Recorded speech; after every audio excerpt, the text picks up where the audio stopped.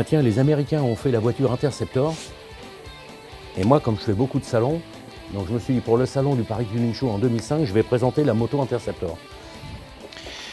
Alors, on va préparer la machine. Voilà, l'objectif, en fait, c'est de...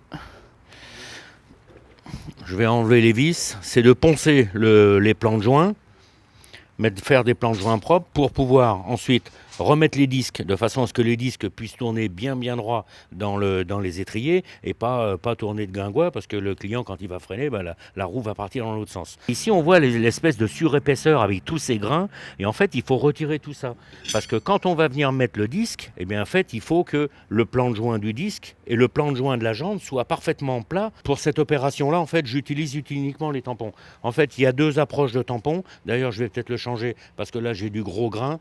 C'est un petit peu costaud, en fait, ça doit être du 60 ou du 80. Et en fait, je vais utiliser du grain de 120. Pour changer les tampons, c'est tout simple.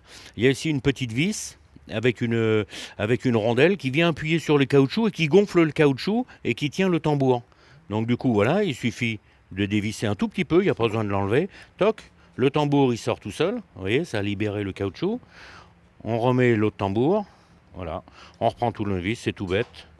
Sur la machine, on vient mettre son outil, on le laisse dépasser de la longueur que l'on veut, on appuie sur la sécurité ici, voilà, toc, et avec la petite clé qui est fournie dans le kit, hop, on vient serrer.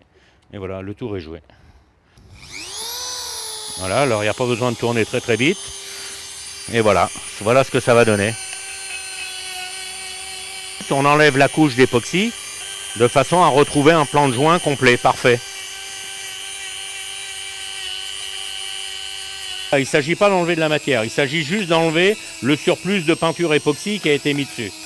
En fait, on est arrivé jusqu'à la matière, on a retiré tout l'époxy, on passe avec le doigt et on sent qu'on n'a plus de petits picots qui vont nous gêner. Et puis là, on va nettoyer un petit peu le disque, parce que ça c'est une restauration, donc en fait le disque est un peu vieux, il est un peu ancien, on va le nettoyer. Donc même chose avec le petit tampon. Voilà, on va enlever tout ce qui est, vous voyez là, tout ce qui est susceptible de nous gêner. Donc en fait les petits tampons de Dremel, du coup ils sont bien, c'est pile poil adapté pour ce qu'on fait. Voilà, ça frotte bien, ça attaque pas trop la matière. Puis après on peut régler, c'est réglable, on peut régler la vitesse.